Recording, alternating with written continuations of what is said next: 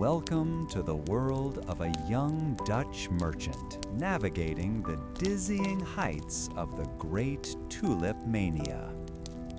Now it is time to get comfortable. Go on, fluff up that pillow just right and pull the blanket up to your chin. Let your shoulders finally relax. There is nothing left for you to do now but rest. Where are you listening from tonight?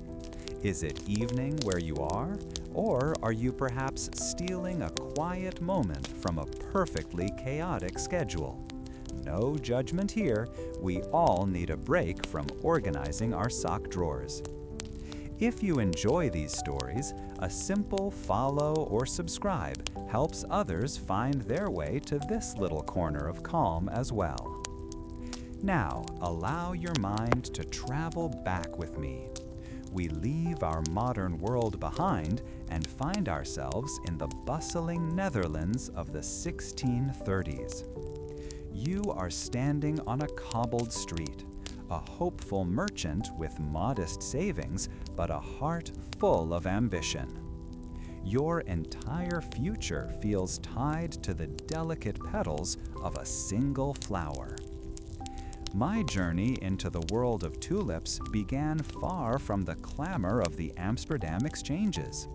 It started in a garden just outside Haarlem, where the only sounds were the hum of bees and the soft shuffle of an old man's wooden shoes on the path.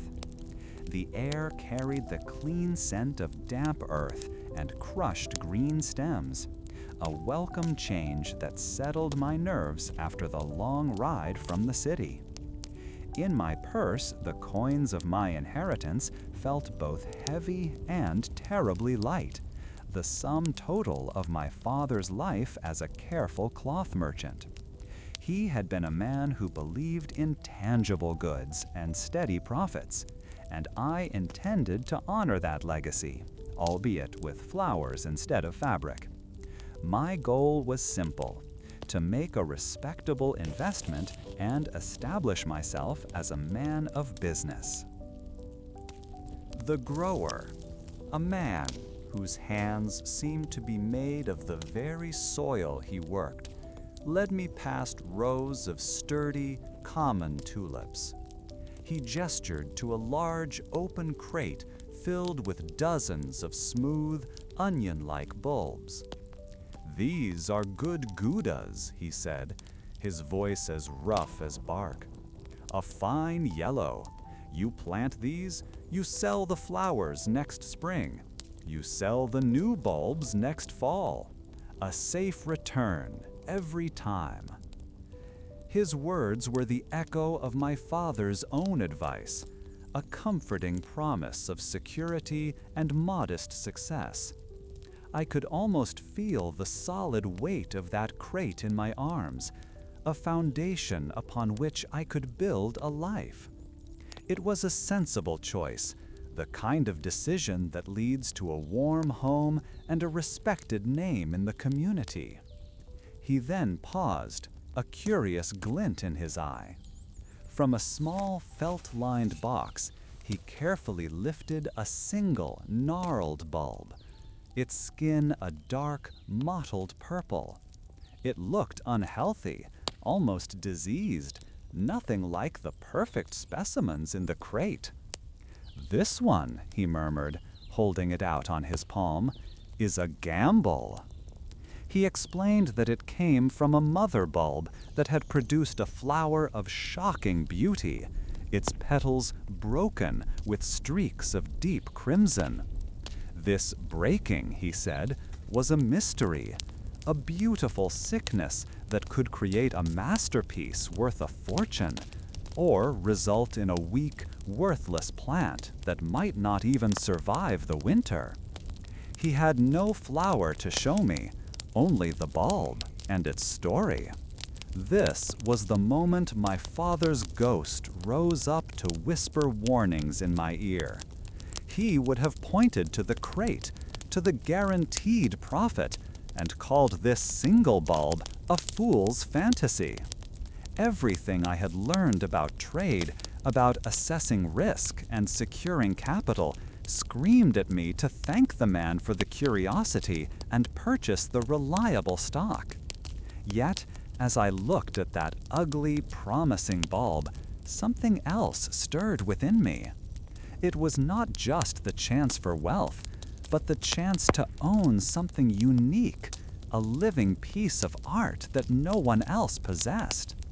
The city was full of men getting rich on daring new ideas, and the thought of being left behind, of a life spent counting small profits, suddenly felt like a different kind of failure. I found myself torn between the solid world of my father and the thrilling, uncertain world that was dawning in Holland. One path offered comfort and predictability, the other a precipice with a breathtaking and perhaps fatal view. The old grower watched me, his face unreadable, offering no guidance. The choice was mine alone. He had seen countless young men like me, their heads filled with dreams of guilders blooming from the dirt. He likely thought I was just another one, caught in the fever that was beginning to sweep the nation. Was I a sensible merchant, or was I a gambler at heart? In that quiet garden, I had to decide. With a breath that felt like the first I had ever taken on my own, I made my choice. I pushed the thought of the safe crate from my mind, the vision of its steady but uninspired future fading away. I will take the single bulb, I announced, my voice steadier than I felt. The grower nodded slowly, as if he had known all along. He named a price that made the coins in my purse feel even lighter, a sum that represented a significant portion of my entire inheritance. It was a mad price for a single, unproven route, and every sensible part of me knew it. As I counted out the silver guilders into his calloused palm, the metallic clink of the coins seemed to seal my fate. I was no longer just the son of a cloth merchant. I had traded a sure thing for a dream, a tangible inheritance for an idea wrapped in a papery skin. The old man wrapped the bulb in a soft piece of linen, his movements gentle and deliberate, as if handling a jewel. He passed it to me, and the small weight in my hand felt enormous, a concentration of all my hopes and fears. Leaving the garden, the path ahead seemed both clearer and more frightening than ever before. I had rejected the steady, well-trod road of my father for a track that disappeared into the mist. My entire future now rested on the mysterious life stirring within that one ugly bulb. Had I just made the greatest mistake of my life? Or had I purchased the seed of a legend? The quiet of the countryside gave me no answer, leaving me alone with my momentous decision. The single bulb I now possessed was a secret promise, a challenge to fate that I had made in a quiet garden. The weight of this choice had tested me in ways I was only starting to comprehend, a gamble whose outcome was still buried deep within the earth. My single gnarled bulb was safe in a pot of cool earth back in my modest rooms, but my mind was far from settled. To understand its true value, I needed to understand the market, and I soon learned that the real trade in Amsterdam was not conducted in quiet gardens or even formal exchanges. Instead, its heart beat within the loud, crowded taverns near the docks. Pushing open the heavy oak door of one such establishment, a wall of noise and competing smells met me. The sharp tang of spilled beer mixed with the heavy scent of roasting meat, and the sweet, cloying aroma of pipe smoke from dozens of clay pipes. My eyes stung from the haze, forcing me to blink away the irritation as I searched for a place to sit. Navigating the cramped space required care, as men in fine wool coats stood shoulder to shoulder with sailors in rough-spun tunics, all shouting to be heard. Their voices created a constant roar, a harsh mix of sounds where deals were being struck and fortunes wagered. I found a small stool in a corner, ordered a bitter ale, and simply listened. The conversations were a language I barely understood. Men were not discussing the quality of soil or the health of a plant. They were talking about names I knew, Viceroy, Admiral Leifkin, but in a way that felt entirely alien. They spoke of prices rising by the day, sometimes by the hour, for bulbs that were not even present. It was then I first heard the term windhandel, which translates to the wind trade. I watched, utterly baffled, as two merchants, their faces flushed with wine and excitement, concluded a deal. One scribbled a few lines on a scrap of paper and handed it to the other in exchange for a hefty purse of coins. I leaned closer, trying to catch their words over the din. The buyer had just purchased the rights to a dozen bulbs that were, at that very moment, still dormant in the soil of a field many miles away, not to be delivered until the following spring. They were not trading flowers. They were trading promises, pieces of paper that held the ghost of a future bloom. To my practical mind, a mind trained to assess the physical quality of goods, this felt like pure madness. A man sitting nearby, a broker with quick, intelligent eyes, must have noticed my confusion.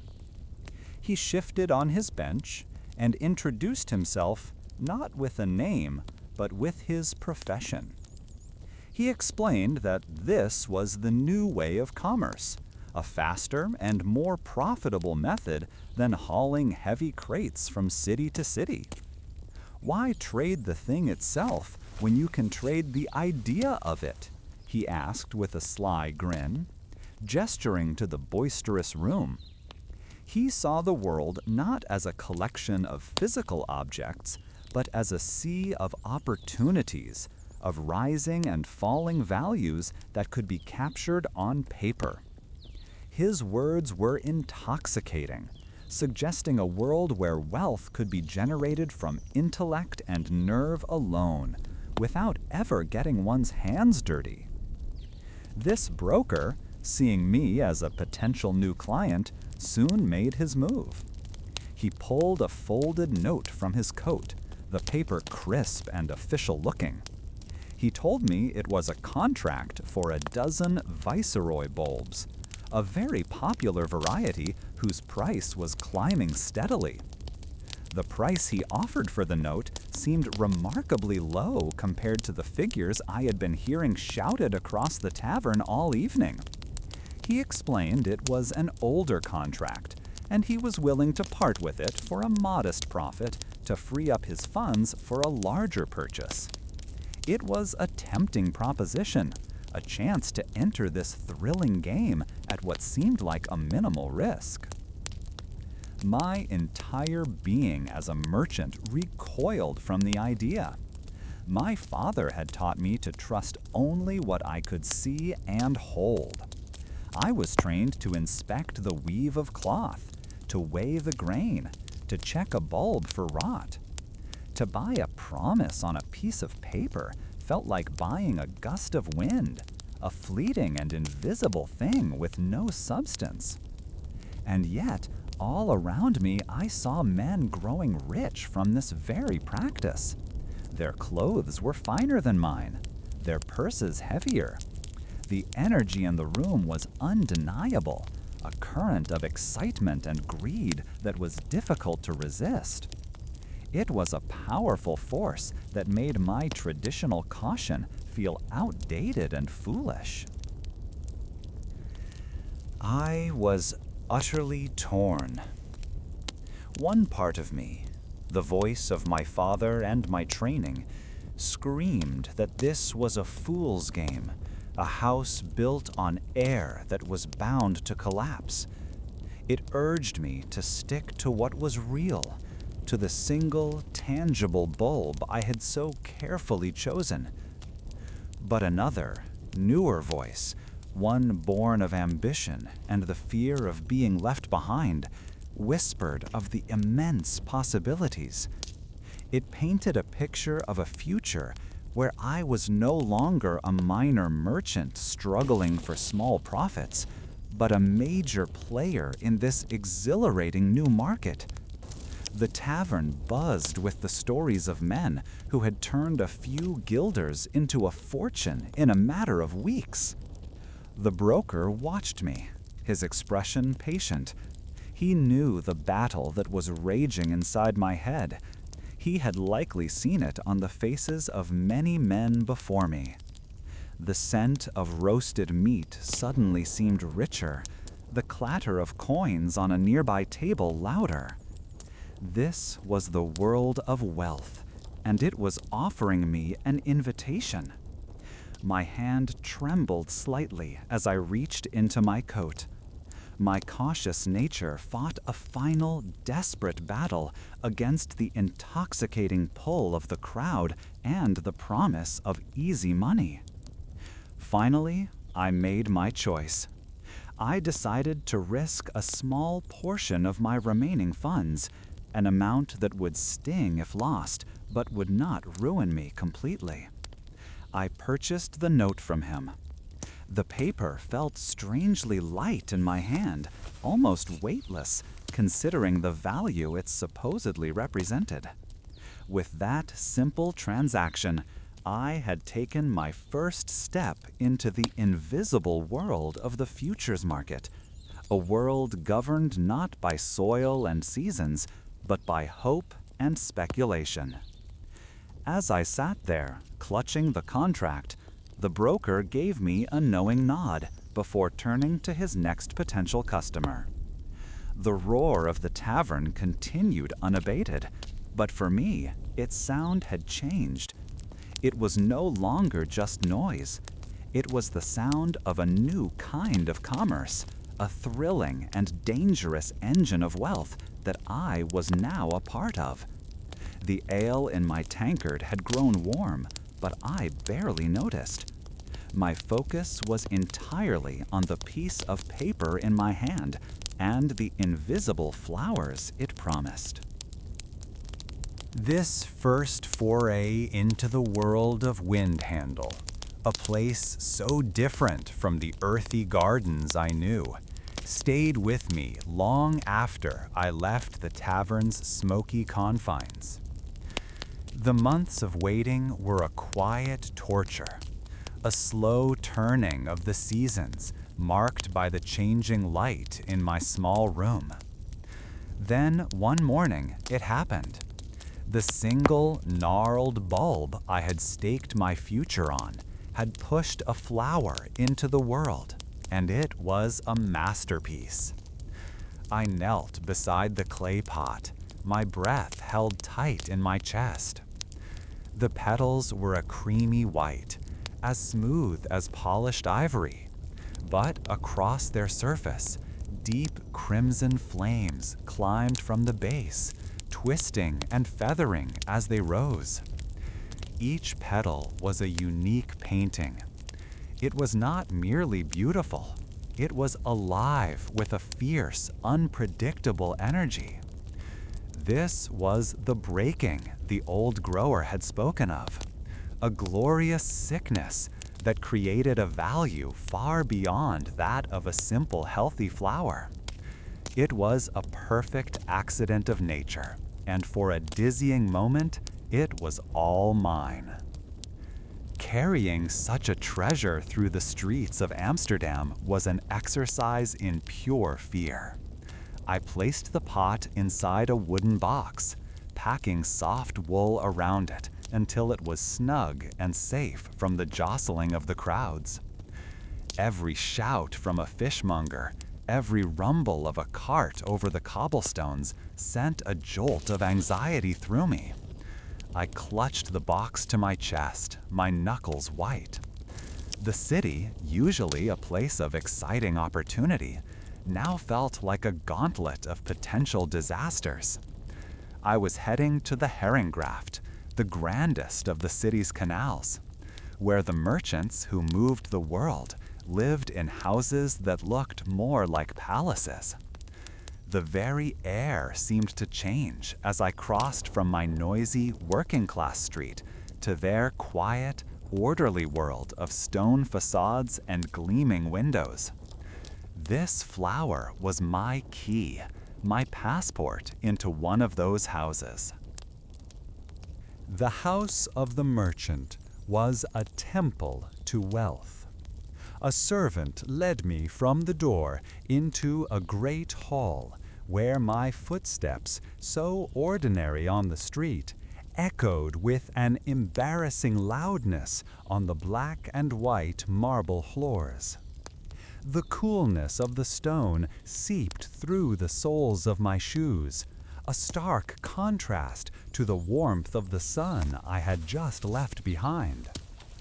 There was no scent of cooking or common life here, only the faint, clean smell of beeswax used to polish the dark wood furniture, and the dry, papery aroma of old books.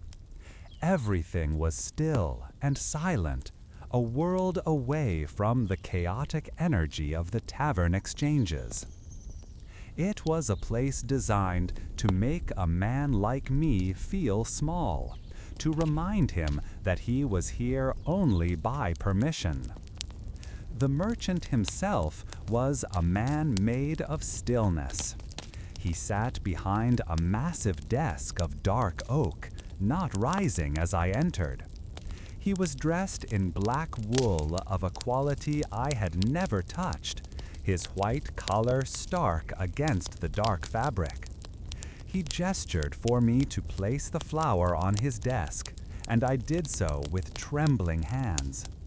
He leaned forward, but he did not admire the flower as a gardener would. He did not touch the petals or remark on their texture. Instead, he studied its patterns, his eyes narrowed in calculation. He saw not a bloom, but a dynasty. He saw its potential offspring, the prices its unique pattern could command, the story that could be woven around it. After a long silence that stretched my nerves thin, he finally looked at me. "A fine break," he said, his voice as dry as old leaves. "Very fine indeed." He named a price. The number hung in the quiet room, so immense it seemed to suck all the sound out with it. 3,000 guilders. It was more money than my father had earned in his entire life as a respectable carpenter. I felt a wave of dizziness, and for a moment the room seemed to tilt. With that sum, I could buy a fine house, start a proper trading business in something solid like cloth or grain, and live in comfort forever.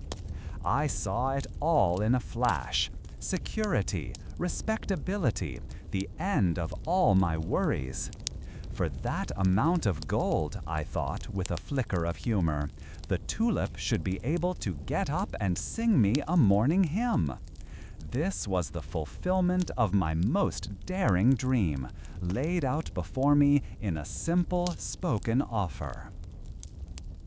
As I opened my mouth to accept, to grasp this incredible fortune, he raised a single, placid hand.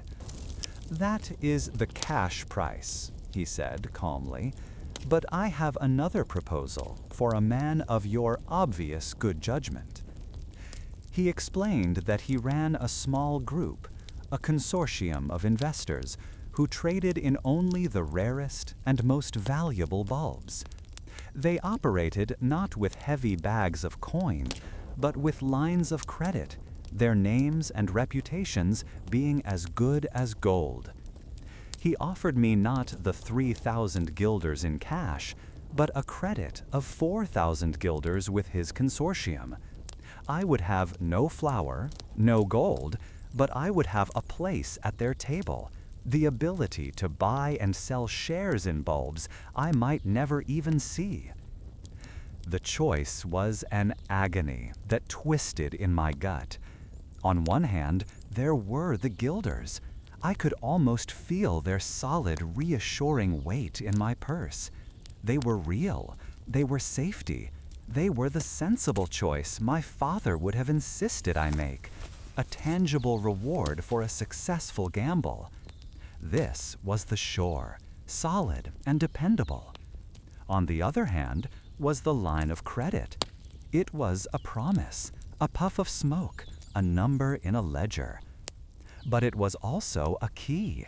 It was entry into the world I had only glimpsed in the taverns, a chance to become not just a man who owned one valuable flower, but a man who commanded the value of many.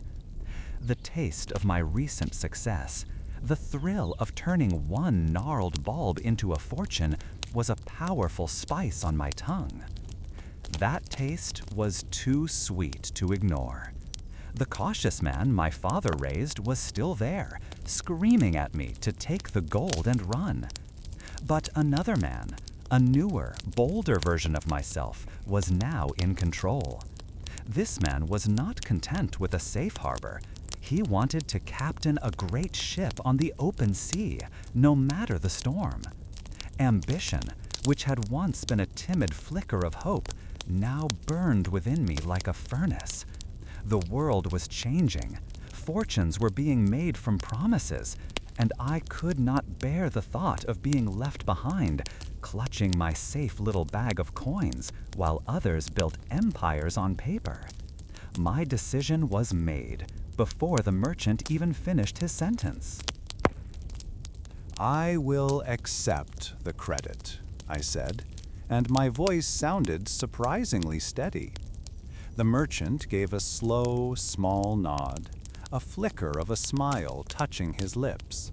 It was not a smile of warmth, but of recognition. He had seen this hunger in other men, and he knew how to use it.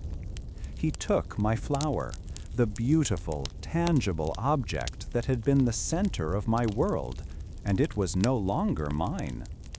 I left that great, quiet house with nothing in my pockets but the lint from my morning's walk. I had walked in a hopeful gardener and walked out a speculator. The city's noise seemed different now, not a threat, but a symphony of commerce in which I was finally a true player. I had stepped out of the world of soil and seasons and into a world of pure numbers and belief. The transaction had been a silent acknowledgement of a new reality, one where the promise of a thing could be worth more than the thing itself. I had traded a living bloom for an entry in a ledger, a piece of nature's art for a phantom of finance. I had a sense that this moment, this choice made in a silent room filled with the scent of beeswax, was a hinge upon which my entire life would now turn. The simple joy of seeing a flower bloom, a pleasure that had once defined my entire world, had vanished from my life. My days were no longer governed by the sun and the seasons, but by the scratching of a quill pen and the rustle of paper. My small room, once a place to rest after a day's work in the soil, was now an office. The gentle scent of damp earth that used to cling to my clothes was replaced by the sharp, acidic smell of fresh ink. Instead of sorting bulbs by size and color, I now spent my hours hunched over a large leather-bound ledger, its pages a forest of columns and figures. My fingers, once accustomed to the rough texture of dried bulb skins, were now stained dark from handling contracts and promissory notes. This new world operated on a kind of magic I was only beginning to understand. I no longer traded in solid, tangible things. My business was in promises, in shares of bulbs that I would never see or touch. The line of credit from the wealthy merchant had opened a door into a realm of pure speculation. I learned that a single bulb, especially one of the legendary varieties like the Semper Augustus, a tulip said to be the king of all flowers, with perfect white petals streaked with the deepest crimson, could have a dozen or even 24 owners. Each man held not a flower, but a fraction of a flower, a paper claim to a piece of its future value. We were all building fortunes on a single fragile root buried in the ground miles away, a root none of us had ever laid eyes on. It was a dizzying game, and I was learning to play it well. Each morning, I would review the latest prices whispered in the taverns and exchanges, calculating my next move. I bought a 16th share of a viceroy on Monday and sold it for a 20% profit on Wednesday. The entire transaction taking place with a few signatures on a piece of parchment. My ledger swelled with these paper profits, numbers that grew faster than any flower ever could.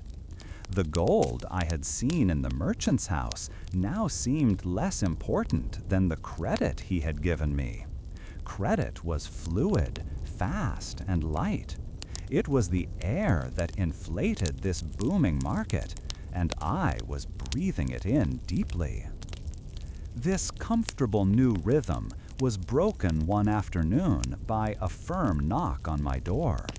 When I opened it, I was surprised to see the old grower from Haarlem standing there, his hat in his hands. He looked as out of place in my cramped, paper-filled room as a plow would in a ballroom. The faint, wholesome scent of rich soil and open air followed him inside, a stark contrast to the stale, inky atmosphere I now called home. His eyes, accustomed to scanning wide fields, moved slowly over my desk, taking in the stacks of contracts, the ledger, and the inkwells. He did not look impressed.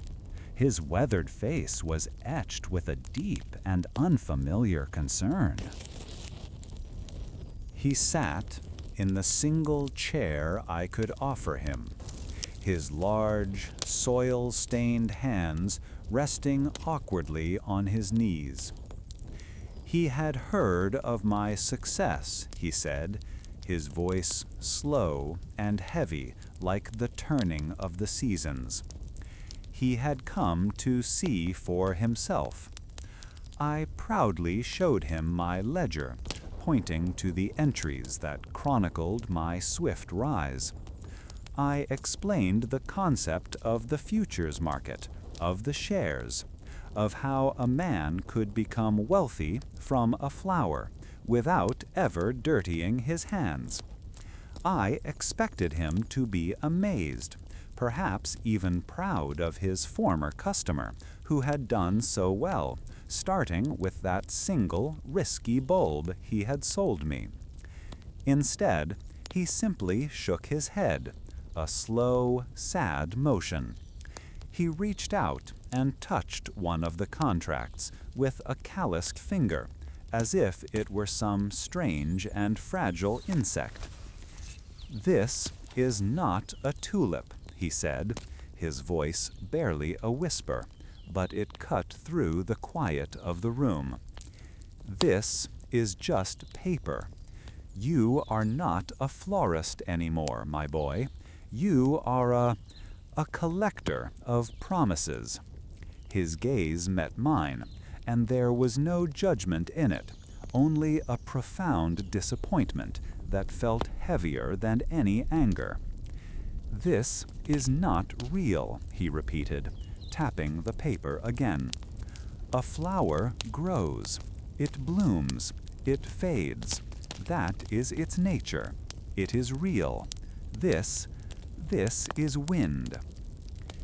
His words struck me with the force of a physical blow. In that moment, the entire structure of my new life felt perilously thin, like a house built of the very papers on my desk. I saw a sudden, sharp memory of myself in his garden, the satisfying heft of a healthy bulb in my palm, the simple, honest ambition to grow something beautiful and sell it for a fair price.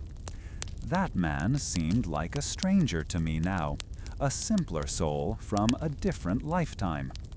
The grower's presence, his quiet, earthy solidity, was a rebuke to everything my room represented. He spoke of nature, of growth and decay, while I dealt in numbers that only ever went up. A bitter conflict churned inside me. Part of me, the part that still remembered the scent of turned soil after a spring rain, felt a deep shame. He was right. I was trading in wind. I had exchanged a world of substance for one of shadows and whispers. But another, stronger part of me bristled with defiance. I looked again at my ledger, at the dizzying profits I had made in a matter of weeks. Was that not real? The respect I now commanded in the taverns, the plans I was making to buy a larger house, a finer coat, were these things not tangible rewards? His world was one of slow, patient toil for modest returns. My world offered the chance at a fortune overnight. He must have seen the struggle on my face. He stood up slowly, his joints creaking. "Be careful," he said, placing his hat back on his head. "When you trade in the wind, you can be blown away." He offered no other advice, no lecture. He simply gave me a long, searching look, turned and left. The closing of the door felt final, as if a bridge to my old life had just been quietly pulled up. The room suddenly seemed smaller, the air within it more constrained.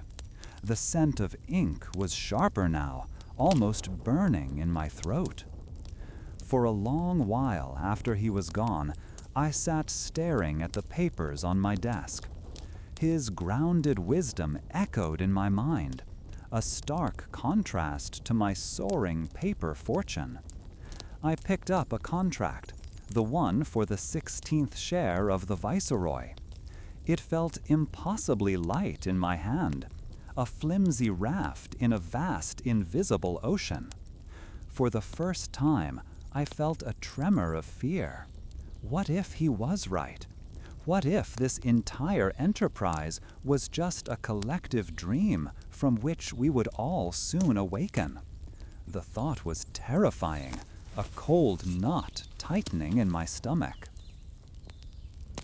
Yet the taste of my recent success was too sweet to ignore, and the ambition it had fueled now burned like a fever.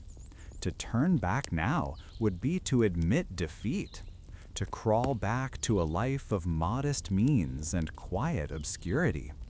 I had come too far to retreat. The grower saw a world of paper, but I saw a world of opportunity. He saw wind, but I saw progress, a new way of creating wealth that the old ways could not comprehend. His caution was the anchor of the past, and I was determined to sail into the future.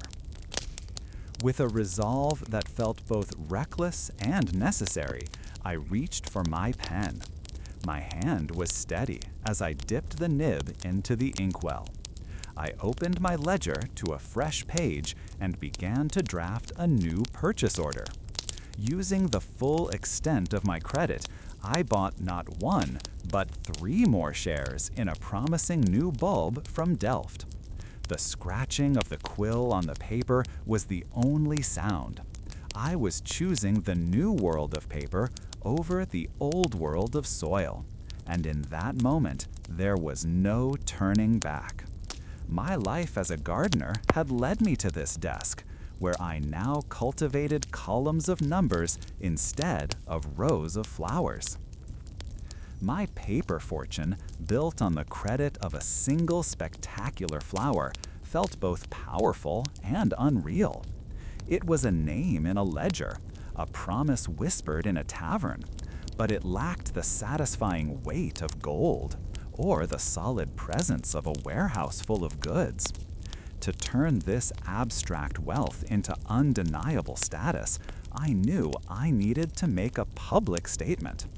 There was only one place for such a display: the Grand Tulip Auctions of Amsterdam.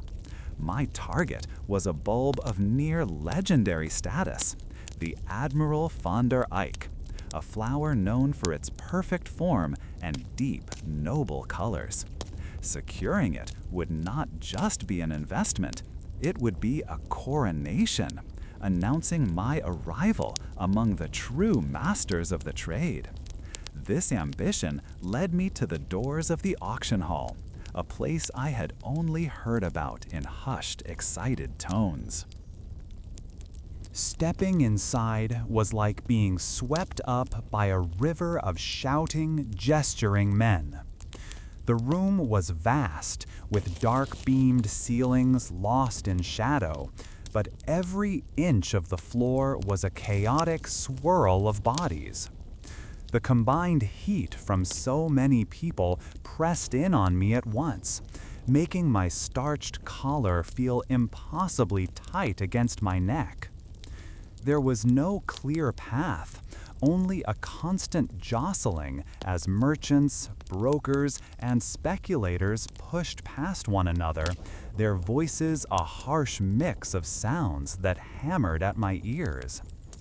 I saw men with faces flushed from wine and excitement, their eyes wide with greed.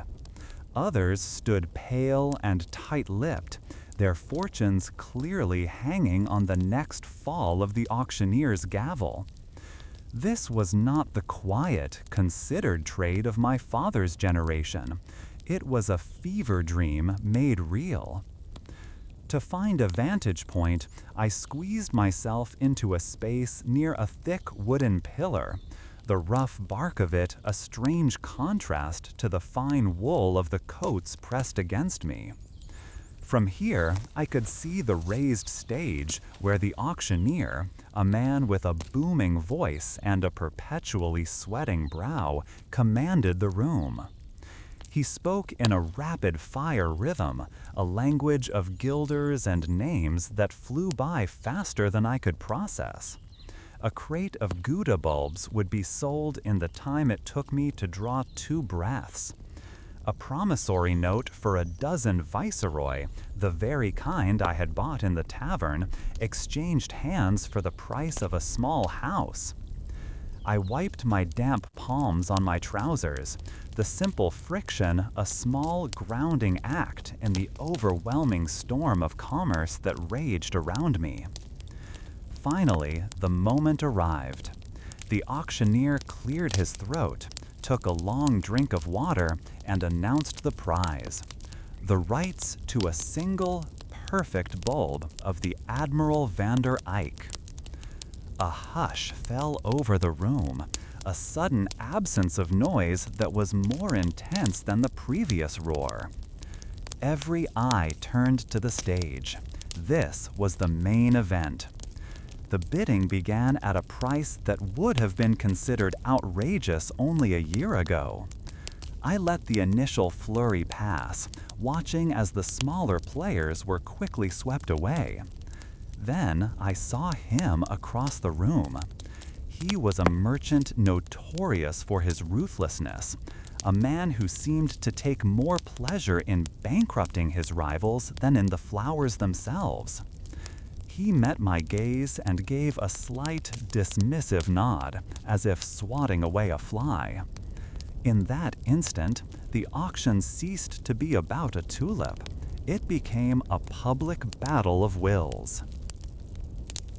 He placed a bid, his voice calm and clear.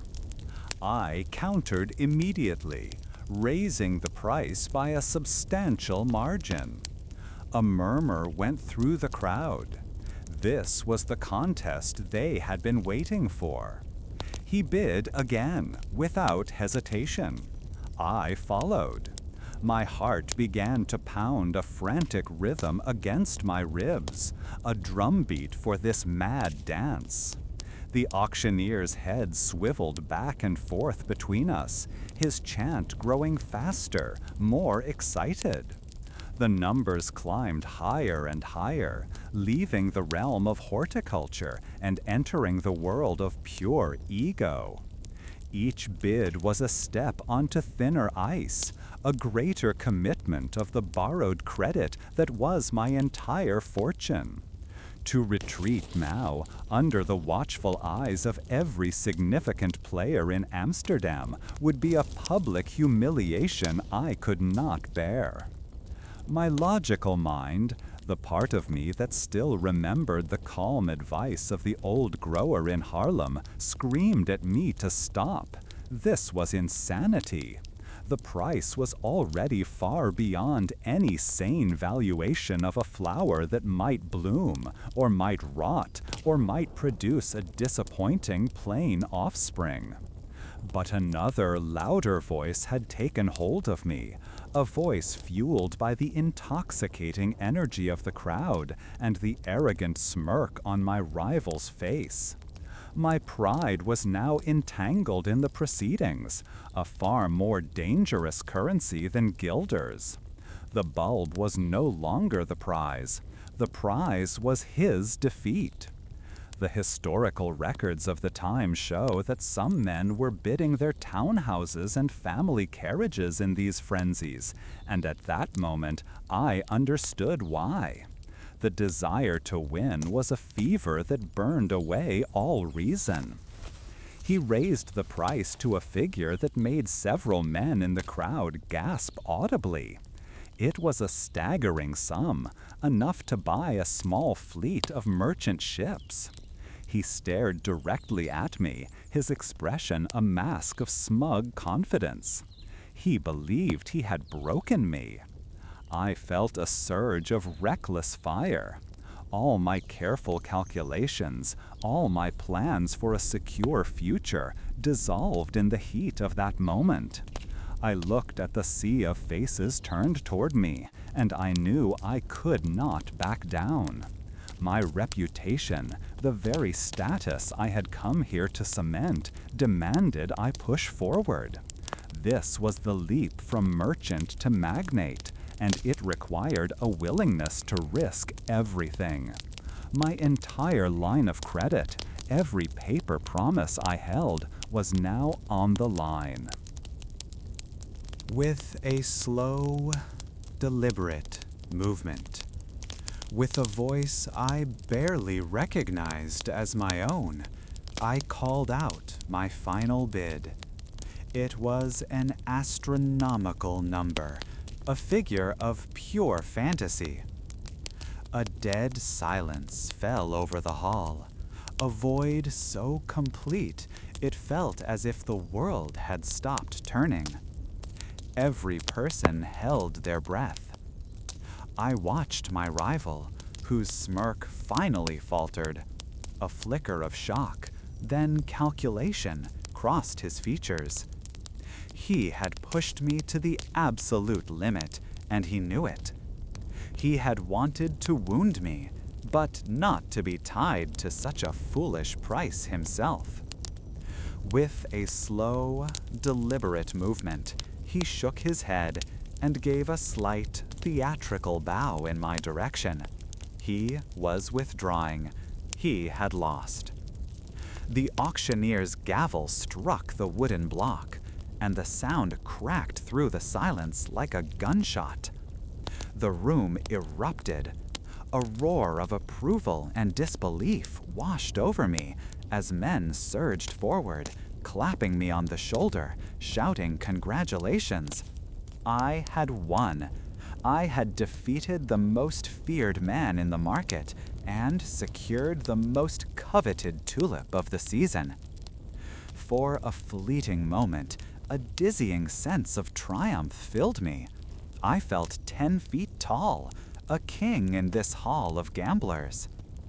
But as the noise of the crowd swirled around me, a chilling sensation crept into my veins, a cold dread that extinguished the fire of victory.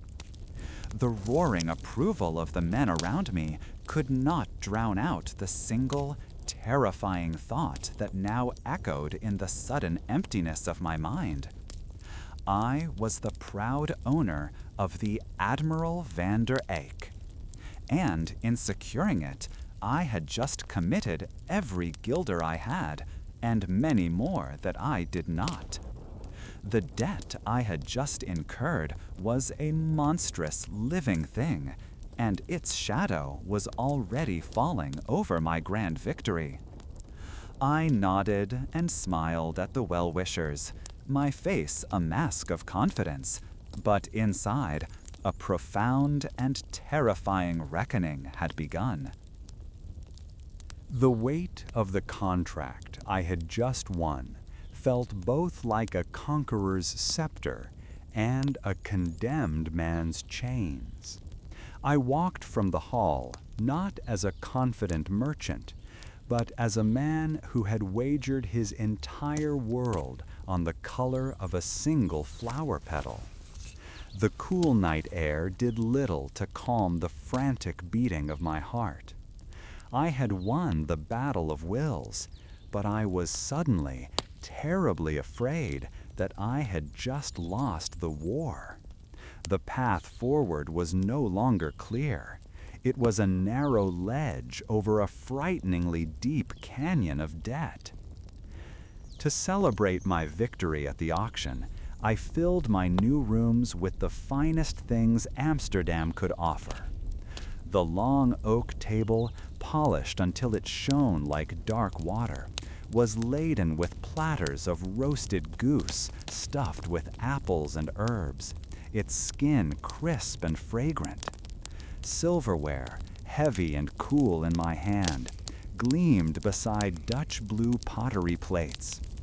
I had hired a musician, a young man who sat in the corner and coaxed a soft, melancholic tune from his lute. The warm glow from dozens of beeswax candles cast long, dancing shadows on the walls, and the mingled aromas of rich food, spiced wine, and the faint, clean scent of the candles themselves created a picture of success. I had arrived, and I wanted every merchant in the city to see it. It was the culmination of my audacious bid, a feast to announce that a new power had entered the market. My guests, all men I had once looked up to, arrived with smiles that did not quite reach their eyes. They clapped me on the shoulder, their grips firm, and raised their glasses to my success. "To the master of the Admiral van der Eyck," one of them toasted, and the others echoed the sentiment. But as I watched them over the rim of my own wineglass, I saw the calculations happening behind their polite expressions. I had not won allies with my bold move at the auction. I had only created a room full of rivals. Their compliments felt thin, like brittle leaves, and their congratulations were edged with a sharpness I could feel in my own chest. Each polite nod was a measurement, each question about my plans a subtle probe for weakness. The warmth of the room did not touch me. Instead, a peculiar chill began to creep into my bones. This chill deepened as the evening wore on. The conversation was a constant performance, a dance of veiled boasts and careful inquiries. They spoke of ships arriving from the east, of new commodities and shifting prices, but the unspoken subject was always the tulips. It was a language of numbers and rumors, where a man's worth was judged not by his character, but by the strength of his credit and the rarity of the bulbs on his ledger. I found myself growing weary of it all. The rich goose, which should have tasted of triumph, was heavy in my gut. The sweet wine left a faintly sour aftertaste on my tongue. The lute music, intended to be soothing, seemed to pluck at my nerves. I was the host of a grand celebration, yet I felt a profound sense of isolation, as if I were encased in glass while the rest of the world carried on around me. It was during a brief lull in the music that a merchant I had known for some time, a man whose fortunes had risen alongside my own in the early days, gestured for me to join him near the window.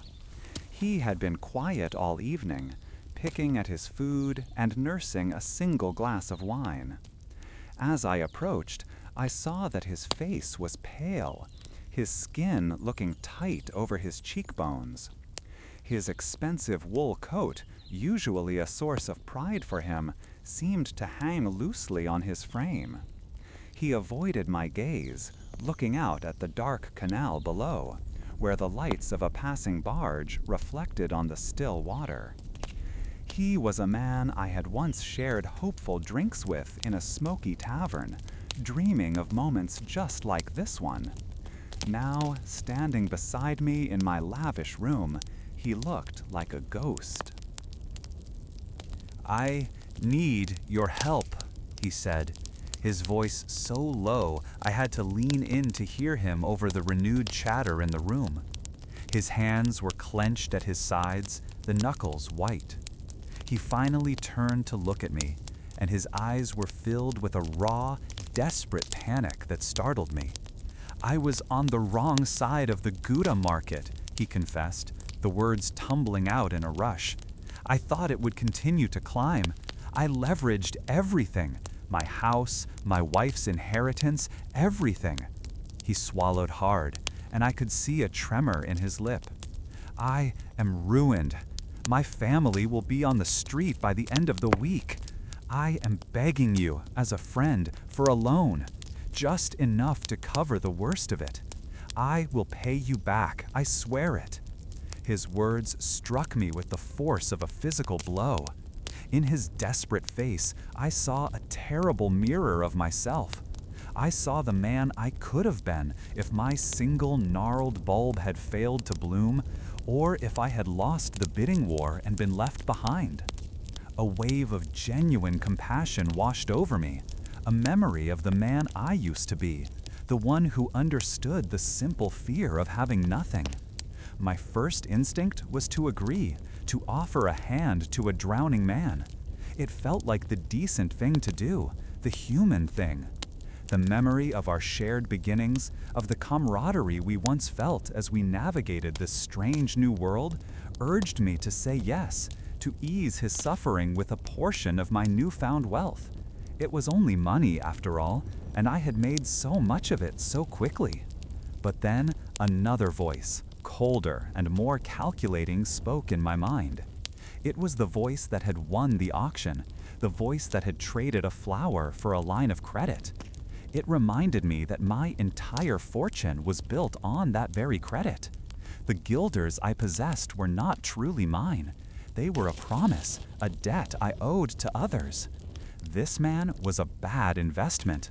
The market was faltering, and his chosen bulbs were now nearly worthless. Lending him money would be like pouring it into the canal outside my window. It would be an act of charity, not business, and it would expose my own flank to my rivals in this very room. They would see it as a weakness, a sign that my victory had made me soft and sentimental. I was torn between these two parts of myself. the gardener's son who understood compassion, and the ruthless merchant who understood risk. I looked at his pleading eyes and then at the room full of watchful competitors. Helping him felt right, but it also felt like ruin. Protecting myself felt cold and necessary. The silence stretched between us, filled only by the distant clinking of glasses and the soft notes of the lute. In that moment, I understood that a choice was being made that had nothing to do with money and everything to do with the man I was becoming. The struggle inside me was fierce, a battle between my past and my future. With a sourness rising in my throat, I made my decision. I placed a hand on his shoulder, not in comfort, but to gently create a space between us. "I am sorry for your misfortune," I said, and the words felt hollow and rehearsed, like lines from a play. But my own position is not as secure as it appears. I cannot extend myself further at this time.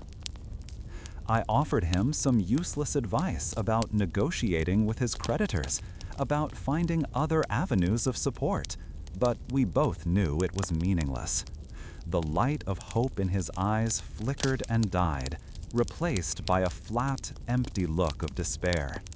He simply nodded, turned without another word, and walked away from me, melting back into the crowd. He left soon after, slipping out of the party without a farewell. I returned to my seat at the head of the table, my victory feast now feeling like a wake. The other merchants continued their talk, their laughter sounding harsh and loud in my ears. The scent of the spiced wine was suddenly cloying, and the sight of the rich food on the table made me feel ill. I had protected my position. I had made the smart, calculated choice of a successful merchant. But as I sat there, surrounded by all the evidence of my triumph, a profound coldness settled deep within me, a chill that had nothing to do with the night air. This ascent into the world of high finance had changed the very nature of my heart. Summary. This section explored the isolating social consequences of the protagonist's recent success, culminating in a moral crisis where he chooses self-preservation over compassion, thereby solidifying his transformation into a hardened merchant. End state. The protagonist has successfully hosted his celebratory dinner, but has alienated a former peer and is left feeling cold and alone, realizing that his wealth has come at the cost of his former self.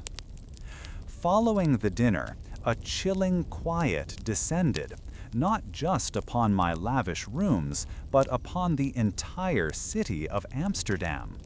The boisterous confidence that had once echoed through every tavern and exchange seemed to have evaporated overnight.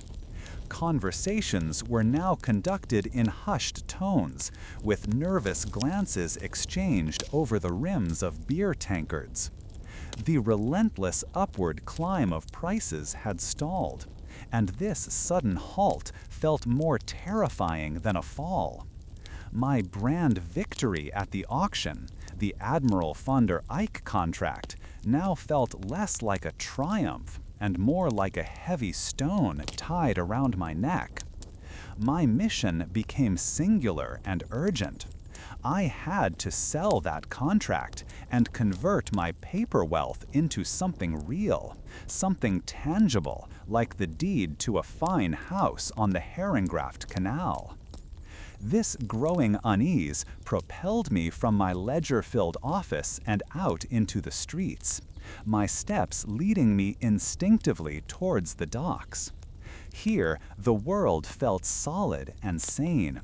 The sharp, salty wind coming off the water made my eyes water and left a taste of brine on my lips. Workers, their arms corded with muscle, shouted and heaved barrels of herring and great bundles of Baltic timber onto the decks of stout merchant ships. The scent of pine tar and damp rope was a powerful reminder of real commerce, of goods you could touch and weigh. This was the foundation of our city's wealth, a world of substance that stood in stark contrast to my own, which was built entirely on promises written on paper. Walking among the cranes and storehouses, I sought out merchants I knew, men who traded in pepper from the East Indies or fine English wool. I would pull the crisp contract for the Admiral van der Eyck from my coat, my voice attempting a casual confidence I no longer felt. The reactions were unnervingly consistent. Instead of the eager inquiries and competitive offers I expected, I was met with shaking heads and pitying smiles. One man, a gruff timber merchant, actually laughed out loud, the sound booming over the noise of the harbor. "You paid what?" he asked, his expression a mix of amusement and disbelief. He waved a dismissive hand at my precious document. "That's not a contract, my friend. That's a ticket to the madhouse." Each rejection chipped away at my composure. The price I had paid, a figure that had filled me with pride just weeks before, was now a mark of my foolishness. It was an amount no one in their right mind was willing to approach, let alone exceed. The frenzy was over, yet I was left holding the bill from the final, most extravagant course of the feast. For the first time, a truly horrifying thought took root in my mind, a cold serpent coiling in my gut. What if the prices did not just stall? What if they never rose again? What if I, in my moment of public glory, had become the last greatest fool in a city full of them? The thought was so paralyzing that my movements became sluggish, as if I were wading through deep water. I retreated from the bustling docks, the sounds of honest labor now feeling like a personal accusation. I found myself back in a familiar tavern, but the mood was grim.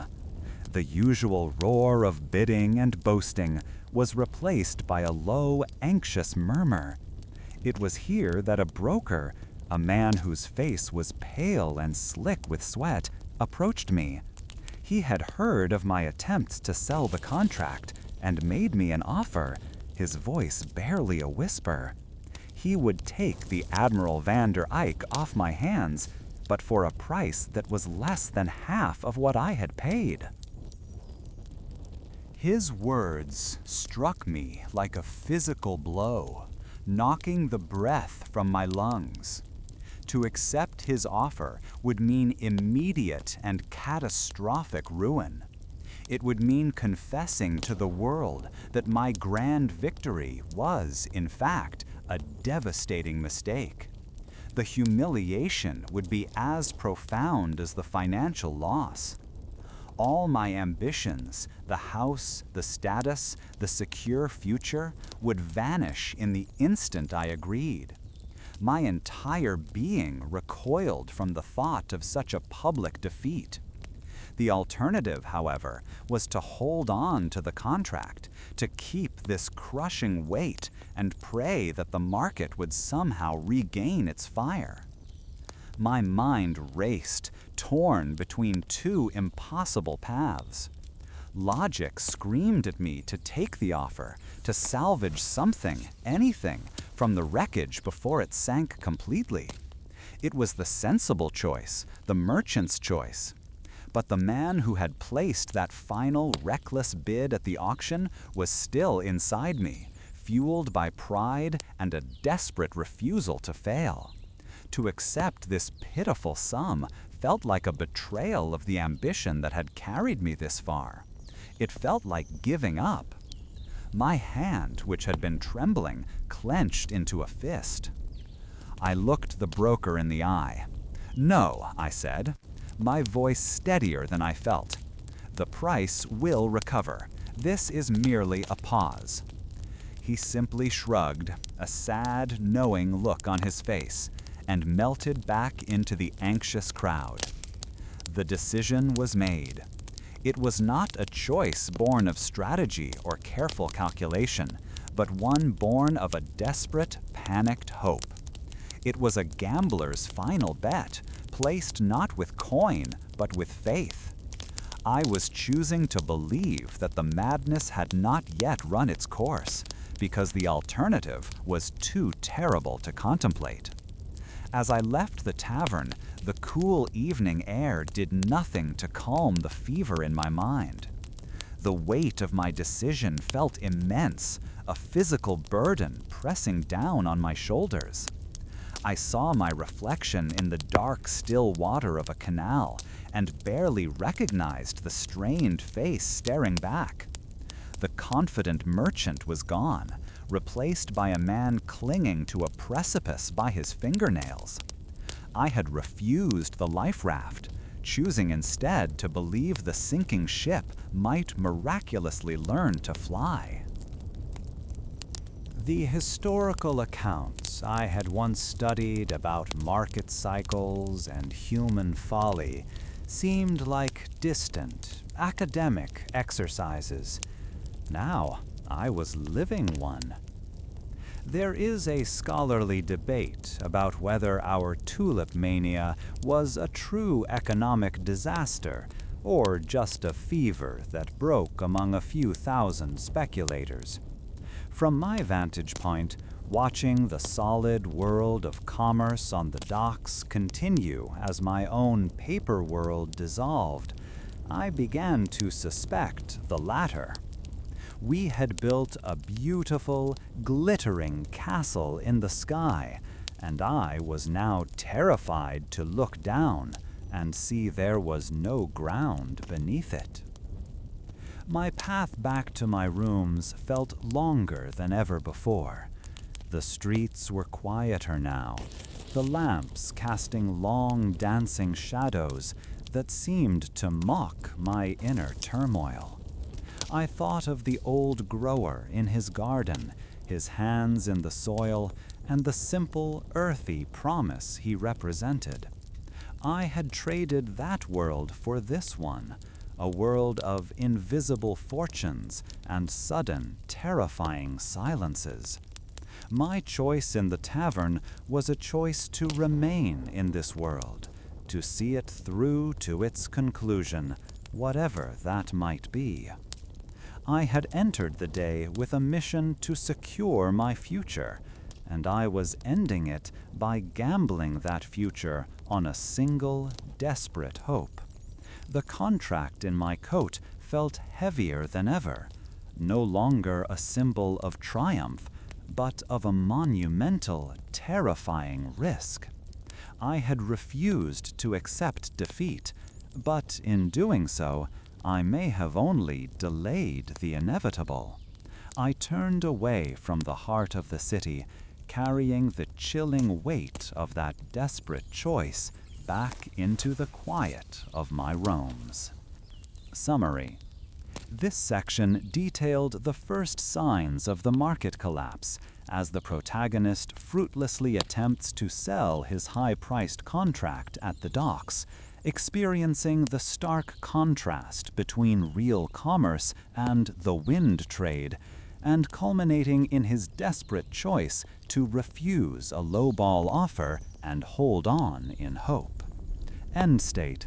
The protagonist has made the critical decision to reject a ruinous but safe offer, choosing to gamble his entire future on the slim hope that the collapsing tulip market will somehow recover.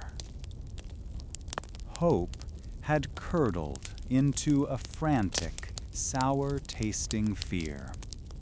Holding the contract for the Admiral von der Eyck was like clutching a fistful of cold ash. The warmth of victory was gone, replaced by the chilling weight of its cost. The silence at the docks had been my warning, a quiet that spoke louder than any shouted price. To cover the enormous debt I owed, I needed guilders, real ones, not the promises written on paper that now seemed to mock me from my ledger. Panic became my master, and it pushed me to action. I remembered a smaller contract, one made weeks ago at the height of the frenzy, with a weaver in a small town to the east. He had agreed to purchase a dozen Gouda bulbs for a price that then seemed reasonable, but now represented a lifeline. This man was not a city speculator. He was a craftsman. I reasoned he would honor his word, his world being one of tangible goods and honest agreements. The journey itself was a punishment, a constant reminder of the physical world I had abandoned for paper dreams. I hired a seat on a lurching merchant's cart, and for 2 days every rut in the muddy road sent a jolt through my bones, shaking my teeth. A steady, miserable drizzle began to fall, and the oiled canvas roof did little to stop the dampness from seeping into my coat. The other passengers, a farmer and his wife, spoke in low tones about the price of cheese and the health of their livestock.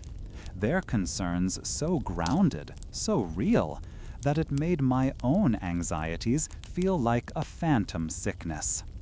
I clutched the satchel containing the weaver's contract, the stiff parchment feeling fragile against my chest. Each mile that passed, I imagined the weaver's gold coins in my purse, a small but vital anchor against the storm that was gathering back in Amsterdam. My world had shrunk to this one desperate mission: turn this one piece of paper back into solid money. When we finally arrived, the town felt like a different country. Unlike the grand stone facades of Amsterdam, these buildings were timber and plaster, leaning against one another for support. The sounds were different too.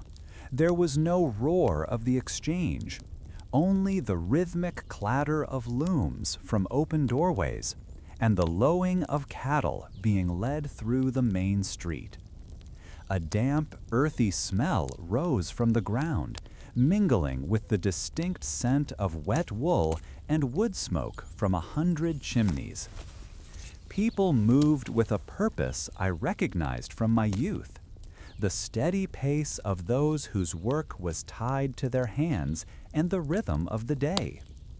They looked at my city clothes, my fine but now mud-splattered boots, with a placid curiosity that held no deference. I felt like a ghost, a creature of ink and promises, haunting a world of substance and craft. Finding the weaver required asking for directions at a small bakery, where the baker, his arms white with flour to his elbows, pointed me toward an inn called the Bent Shuttle. The name itself felt like an omen. The inn was a low, dark building crouched beside a canal far greener and slower than any in Amsterdam.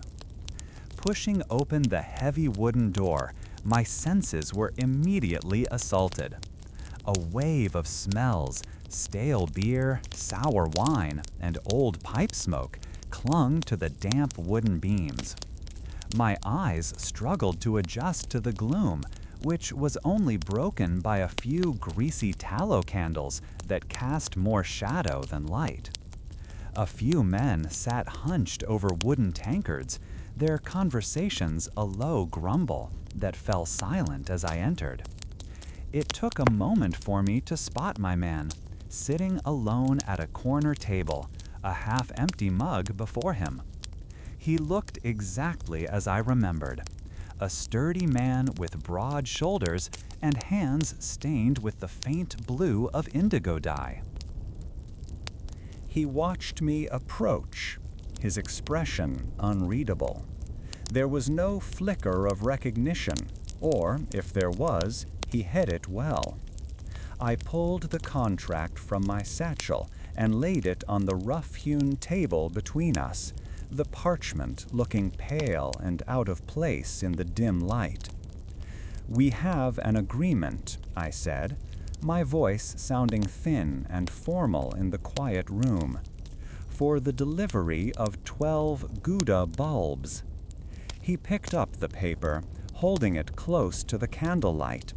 He didn't read it so much as simply look at it, as if it were a strange insect he'd found.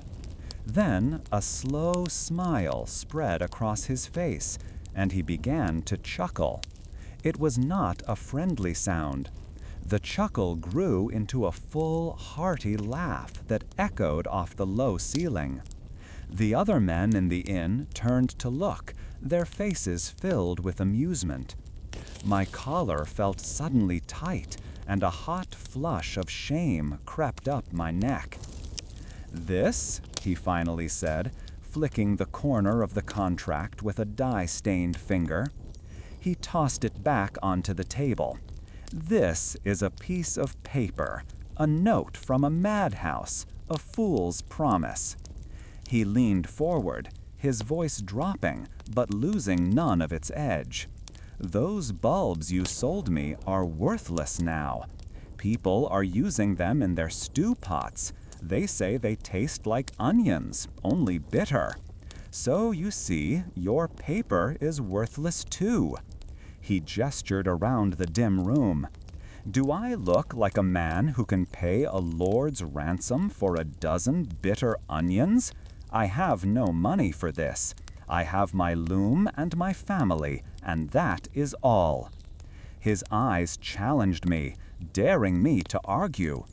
In that moment, the entire artifice of the wind trade, the windhandel, collapsed in my mind. It was never about law or signed documents. It was built on nothing more than a shared, frantic belief that a piece of paper was worth a fortune. The truth of his words hit me with the force of a physical blow. All my cleverness, all my ledgers filled with soaring numbers, all the contracts bearing important-looking seals, they were all just a story we had agreed to tell each other. Now the story was over. The weaver knew it. This whole town knew it. Only I, it seemed, was still trying to read from a finished book. I saw my path fork before me. I could stand on principle. I could threaten him with lawyers, with the magistrates in Amsterdam, and drag us both through a costly, bitter legal fight that I would almost certainly lose. What local court would side with a speculator from the city against one of their own craftsmen? The thought of the expense alone made my stomach clench. It was money I did not have, for a victory I would not win. The other path was to accept the horrifying reality laid bare on this sticky tavern table. The paper was worthless, the debt was uncollectible, the game was over. My mind, which had for months been a whirlwind of calculations and risky schemes, suddenly became very clear. There was no strategy left, no clever move to make. There was only survival. To stay here and argue would be to waste precious time while the last embers of the market in Amsterdam died out. I had to get back. I had to sell anything I could for any price I could get before everything turned to dust. The choice was not a choice at all. It was a surrender. The weaver watched me, a knowing, almost pitying look on his face. He had seen the truth long before I had. Without another word, I picked up the contract. The parchment felt light and useless in my hand, a mere scrap. I folded it carefully, as if it still held some value, some memory of the man I had been just a few weeks ago. Then I tucked it back into my satchel. I turned and walked out of the inn, my back rigid, feeling the weight of every pair of eyes on me. I did not look back. As the heavy door swung shut behind me, I heard it again, the weaver's laughter, joined now by the laughter of the other men. It was not cruel, not exactly. It was the sound of reality reasserting itself, the sound of common sense waking up from a long and feverish dream. It was the sound of my world ending, and it followed me all the way down the muddy street. The journey back was a torment of a different kind. The cart's jolting no longer felt like a simple discomfort. It felt like the frantic ticking of a clock, each bump a moment lost. I did not speak to the other passengers. I sat staring out at the flat, rain-soaked fields, my mind a blank slate of terror. The world outside the carriage window was unchanged. The cows were still grazing. The smoke still rose from the cottage chimneys. The world of seasons and soil continued its patient cycle, utterly indifferent to the fortunes of men like me. I felt a profound and sickening separation from it all, as if I had been living in a glass bubble that had just now shattered, leaving me exposed and gasping in the real world. My grand ambitions, my paper wealth, my new status, it had all been a fantasy. My arrival at the edge of Amsterdam offered no comfort. The familiar silhouette of the church spires against the gray sky did not feel like a homecoming. Instead, it felt like returning to the scene of a great disaster. A city of ghosts where every street corner held a memory of my foolish pride. The mission I had undertaken to collect a simple debt had failed in the most spectacular way imaginable. It had not only left me empty-handed, but had also stripped away my last delusion, leaving me with the naked, unbearable truth. My desperate attempt to enforce a promise had instead revealed the complete unraveling of my world. My arrival at the edge of Amsterdam offered no comfort. The familiar silhouette of the church spires against the gray sky did not feel like a homecoming. Instead, it felt like returning to the scene of a great disaster. A city of ghosts where every street corner held a memory of my foolish pride. The mission I had undertaken to collect a simple debt had failed in the most spectacular way imaginable. It had not only left me empty-handed, but had also stripped away my last delusion, leaving me with the naked, unbearable truth. My desperate attempt to enforce a promise had instead revealed the complete unraveling of my world. The weaver's laughter followed me all the way back to Amsterdam, a cruel echo that mocked every frantic step. Panic was a poor traveling companion, making my chest tight and my thoughts race far ahead of my weary feet. My entire world, once a soaring construction of promises and paper, had been revealed as a house of cards in a gale.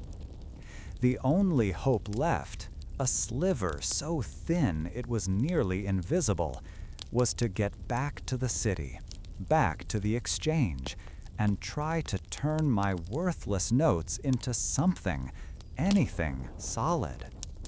My destination was the very auction hall where I had tasted my greatest victory. Now I returned not as a conqueror, but as a beggar seeking scraps from a table I once thought I owned. Pushing through the heavy oak doors, I was met not by a roar of commerce, but by a profound and unsettling quiet. The great hall, which had once pulsed with the heat and clamor of 100 shouting merchants, was cavernous and cold. My footsteps on the wide floorboards sounded unnervingly loud, each one a lonely pronouncement of my arrival in a place that felt like a tomb. A chill that had nothing to do with the winter air crept up my spine, and I instinctively drew my worn coat tighter around my shoulders. A handful of men were scattered amongst the benches, slumped in postures of defeat. Their faces were pale and grim, their eyes fixed on nothing, avoiding the gaze of their equally ruined colleagues. From this scattering of ghosts, the auctioneer emerged, looking 10 years older than he had a month ago.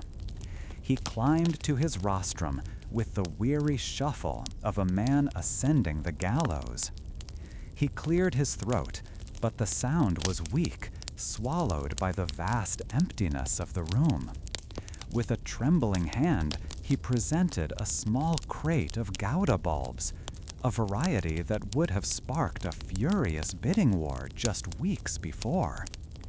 His call for an opening bid was a plea, not a command. No one spoke. No one moved. The silence that answered him was more powerful than any shout. It was the deafening sound of a world ending, the collective, unspoken agreement that the game was over. In that crushing quiet, the truth became absolute.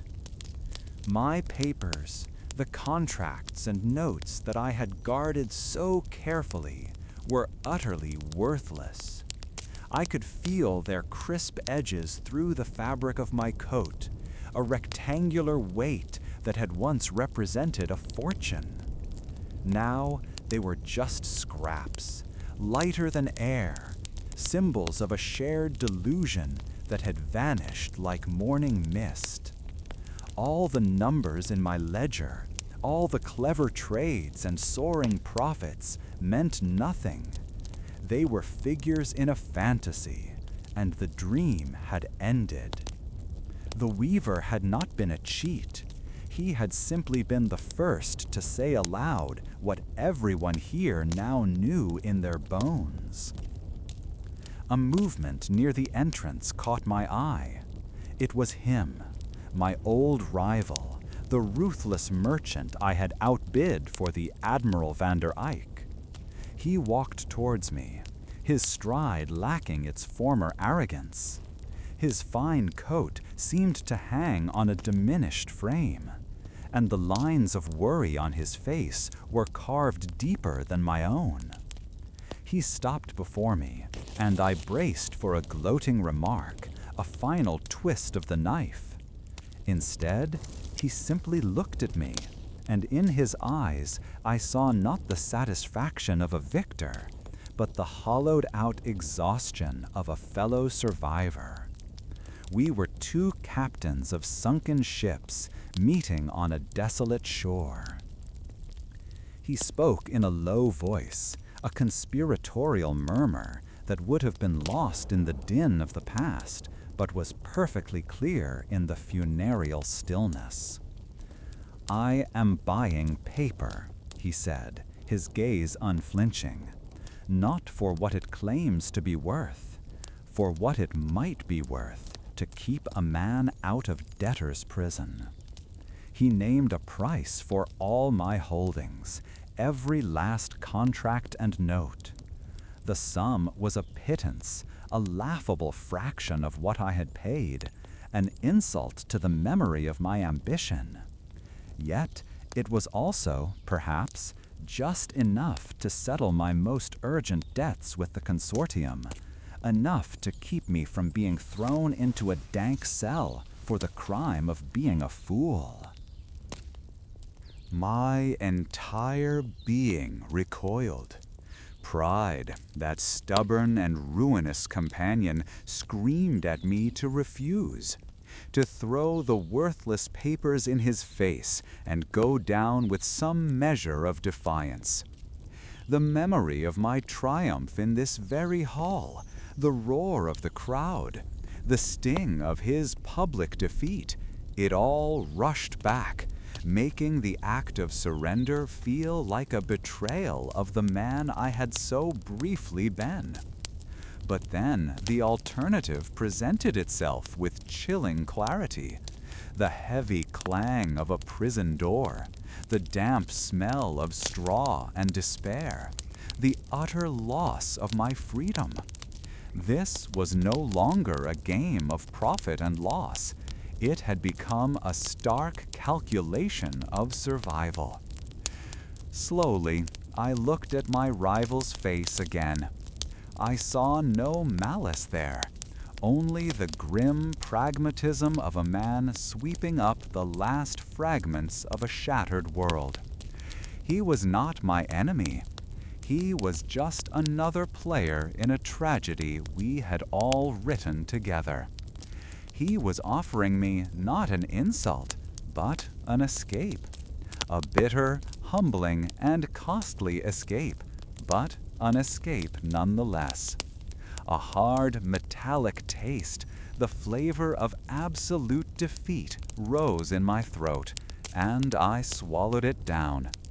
My hands trembled as I reached into my coat and drew out the thick sheaf of papers that had been my life's work for the past year. I handed the entire stack to him. The transaction was completed without another word.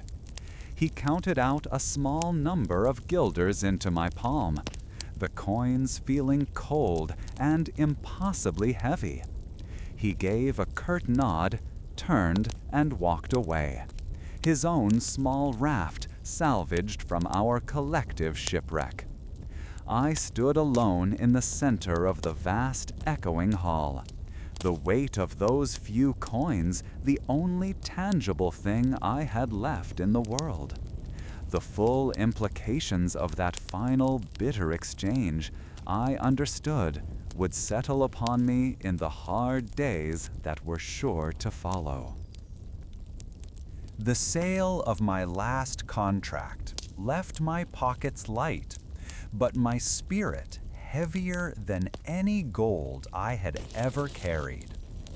I walked away from the auction hall, not as a merchant, nor even as a man, but as a ghost haunting the scenes of a life that was no longer mine.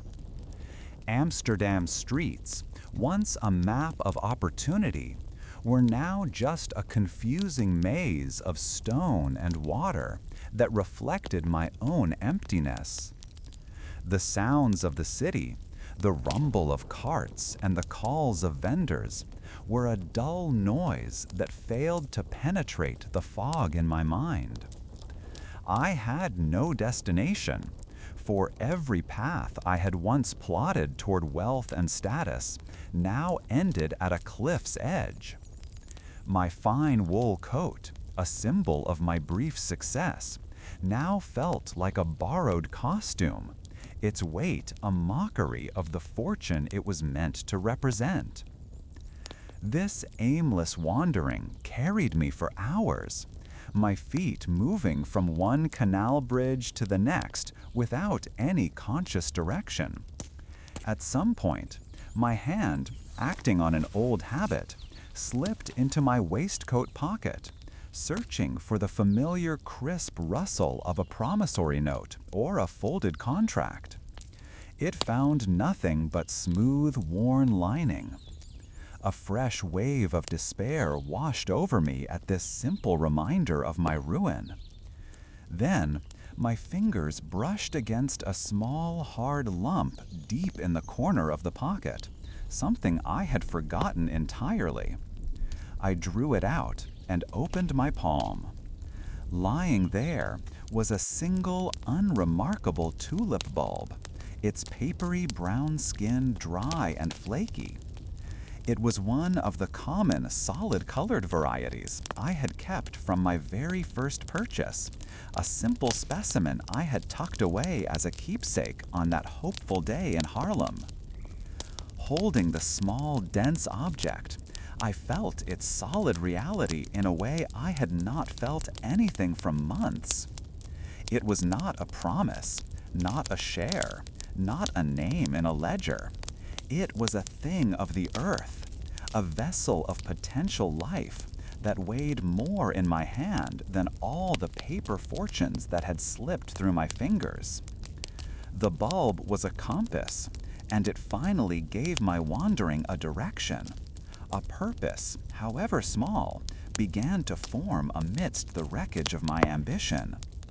I turned my back on the grand townhouses and the silent exchanges of the city center, and began the long, weary walk back toward the countryside, back to the garden where this entire fever dream had started. The journey on foot was a penance. The energy that had once propelled me forward, fueled by greed and excitement, was gone. Now only exhaustion and shame remained to move my legs. As the city's dense collection of buildings gave way to scattered farmhouses and wide, flat fields, the harsh mix of sounds from the port was replaced by the whistle of the wind through last year's dried reeds and the distant lowing of cattle. Each breath felt cleaner, washing some of the city's grime from my lungs, but the relief was small against the immense weight of my failure. I passed men working their land, their movements steady and predictable, tied to the seasons and the soil. They did not look up. To them, I was just another ruined speculator from the city, a walking ghost of the recent madness. When I finally reached the grower's property, the familiarity of the place was a physical blow. Nothing had changed. The same orderly rows of green shoots pushed through the dark, damp earth. The same low stone wall marked the boundary of his land. A gentle scent of wet soil and new growth was a stark contrast to the stale wine and anxious sweat of the city taverns. Here was a world that had continued its patient, quiet work, while mine had spun into a frenzy and then shattered into a million pieces. The sight of this enduring order, this simple persistence of life, made my own spectacular collapse feel all the more foolish and unnatural. I stood at the edge of the field for a long time, a statue of regret. Eventually, I saw him. The old grower was on his knees, his back to me, carefully tending a bed of young plants. His hands, which I had once noted for their dirt-stained roughness, moved with a gentle precision that spoke of a lifetime of care. He was not extracting a promise of future wealth. He was nurturing a living thing. He must have sensed my presence, for he paused, pushed himself to his feet with a quiet groan, and turned to face me. There was no surprise in his eyes, no flicker of triumph or pity. He simply looked at me, a man in a fine but dust-covered coat, and waited. The silence between us stretched out, filled only by the chirping of a nearby bird. He broke the silence, his voice as earthy and steady as the ground he worked. "Do you remember what a tulip is for?" he asked, not unkindly. The question struck me with such force that I had no answer. For months, a tulip had been for a contract, for a ledger entry, for a bidding war, for envy, for ruin. It had been an idea, a number, a weapon in a game of pride.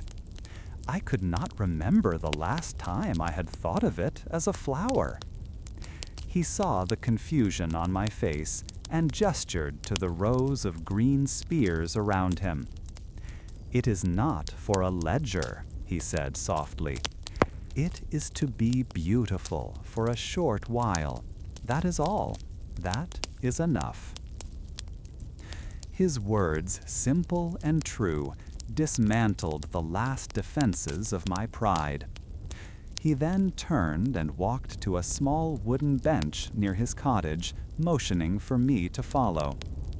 From a cloth bag, he took out a hunk of dark bread and a wedge of pale yellow cheese. He sliced off a piece of each with a small knife and held them out to me on the flat of the blade. It was a simple offering, an act of unconditional kindness that asked for nothing in return. I looked at the food, then at my own clean, soft hands, hands that had done nothing but sign papers and count money. I had feasted in lavish rooms, but the memory of those rich tastes turned to ash in my mouth. A fierce battle raged within me. The merchant, the proud fool who had hosted grand dinners and commanded auction halls, screamed at me to refuse. To accept this simple charity felt like the final, ultimate admission of my defeat, a humiliation too great to bear. But beneath that dying voice was another, quieter one. It was the voice of the hungry, humbled man who had not eaten since the day before. The man whose stomach ached with an emptiness that matched the one in his soul. This was not a business transaction. It was a lifeline. With a trembling hand, I reached out and took the offering. The salty, sharp taste of the cheese was an explosion in my mouth. It was the most real, most solid thing I had experienced in what felt like an eternity. The coarse, wholesome texture of the bread felt substantial, grounding. Each chew was a connection to the earth, to the grain from the field and the milk from the cow. In that moment, sitting on a rough bench with a piece of bread and cheese, I felt more nourished than I had at any of my expensive, celebratory feasts. The food did not just fill my stomach. It seemed to pull my very soul back down into my body, anchoring me to the present moment and washing away the bitter taste of failure. When I finished, I found myself staring at the dark soil clinging to the grower's boots. I looked back at the ruin of my past, a landscape of broken promises and worthless paper. Then I looked at the ground beneath my feet, solid and real and full of the potential for life. The grower did not press me or offer advice. He simply sat in quiet companionship, allowing me the dignity of my own thoughts. A new choice presented itself, one that had nothing to do with guilders or contracts. I could continue to stare backward at the man I had tried to become, or I could look forward at the man I might yet be. The silence was finally broken by my own voice, rough and unfamiliar to my ears. "Do you need a helping hand?" I asked, the words feeling heavy and strange as they left my lips. It was not a request for charity, but an offer of work. It was the only thing of value I had left to give, the strength of my back and the willingness of my hands. The old grower simply nodded, a slow, knowing gesture, as if he had been waiting for this question all along. My understanding of true worth had been so completely broken and remade that I barely recognized the man I was becoming. My days began not with the scratching of a quill, but with the stiff protest of my back. The morning chill would find the new aches in my muscles, reminders that my body was learning a language it had long forgotten, the language of honest labor. My hands, once pale and smooth from shuffling contracts and counting coins, were now a roadmap of my new life. The skin was tough and brown, with dirt permanently settled into the lines of my palms, and a collection of calluses that felt like small, hard shields. The grower had given me a simple room and a place at his table in exchange for my work, a charity I found difficult to accept at first.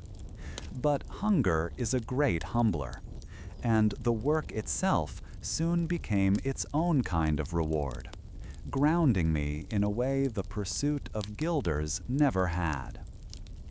This new life was measured in seasons, not in market fluctuations.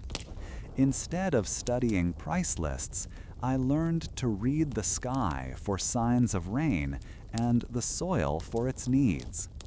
The grower taught me to separate the small offsets, the new bulblets that form at the base of a mature tulip, with a gentle touch, explaining that each one was a promise for the following year. It was a patient, slow kind of investment that paid dividends in green shoots, not gold. I found a quiet pleasure in the simple tools, the worn, smooth handle of a hand fork, the satisfying weight of a watering can, the sharp, clean slice of a knife trimming away a withered leaf. These were real things, objects with purpose, unlike the worthless paper that had once filled my desk and my mind. Consequently, the satisfaction I drew from this work was profoundly different from the thrill of the exchange. There was no sudden, heart-pounding victory, no triumph over a rival. Instead, there was a deep, quiet contentment that settled in my bones at the end of a long day. It was the feeling of seeing neat rows of bulbs tucked into the earth, knowing I had given them their best chance to thrive. My old horticultural knowledge, once just a tool for assessing an asset's value, returned to me with a new purity. I remembered the names of the different varieties not for their market price, but for the shape of their petals and the time of their bloom. I was helping something grow simply for the sake of its own life, a purpose so straightforward it felt revolutionary. One afternoon, while I was on my knees loosening the soil around a bed of late-blooming flowers, a shadow fell over me. I looked up to see a man whose fine wool coat seemed out of place against the backdrop of tilled earth. He was a merchant I recognized from Amsterdam, someone who had been a minor player in the tulip trade, but had been smart enough to deal in more stable goods as well. He had survived the crash, and it showed in his well-fed face and the confident way he held himself. He watched me for a moment, his expression a mixture of pity and curiosity. Seeing me there, covered in dirt with my fine city clothes long since worn to rags, must have been a strange sight. He eventually cleared his throat and addressed me, his voice polite but carrying the unmistakable ring of commerce. He said he had heard I was here and had come to make a proposal. The grain trade, he explained, was booming, as it always did. It was the true foundation of Amsterdam's wealth, not the flighty foolishness of flowers. He spoke of shiploads and futures contracts for rye and wheat, a market built on feeding people, not on fleeting beauty. He said a man with my sharp mind for numbers and my understanding of markets was being wasted in a field. He offered me a position in his office, a clerk's wage to start, but with the chance to trade on his behalf once I proved myself. It was a lifeline, a respectable path back to the world I had lost. As he spoke, a forgotten sensation stirred within me. It was the ghost of ambition, the familiar hum of calculation as my mind instinctively began to weigh the opportunity. I could almost feel the crisp edge of a new ledger under my fingers, the satisfying weight of a full coin purse. For a fleeting moment, I saw the path he was offering, a way to rebuild, to regain a fraction of the status I had thrown away. The thought of a warm room, new clothes, and the respect of my peers was a powerful temptation. My whole body felt tense, caught between the man I was becoming and the man I had once desperately wanted to be. The merchant's offer felt like a test, a final question about what I truly valued. But then, I looked down at my own hands, resting on the dark, rich soil. The dirt beneath my fingernails felt more real than any contract I had ever signed. The grain trade he described was, in its own way, another kind of wind trade. It dealt in paper promises for goods that were still on ships or growing in fields hundreds of miles away.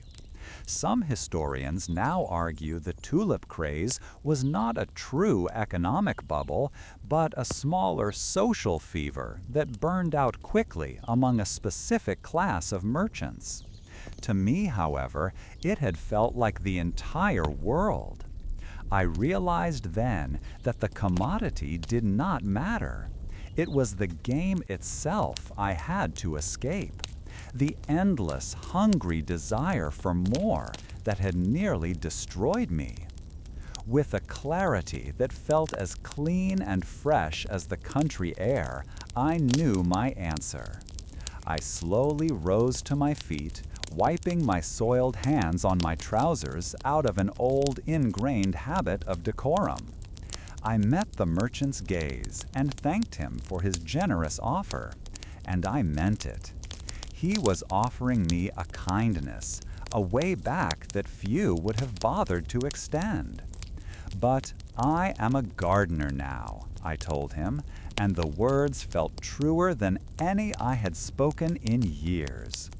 His face registered a brief flicker of surprise, then a shrug of acceptance. He saw I was not the man he remembered.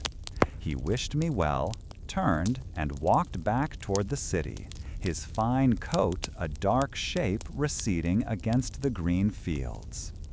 Left alone, a sense of profound peace washed over me. The choice had been a simple one in the end.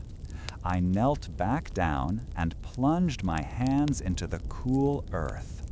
The scent of the soil was not the scent of failure. It was the scent of a foundation, something solid upon which a different kind of life could be built. I had lost a fortune built on air, but I was gaining a life rooted in something real.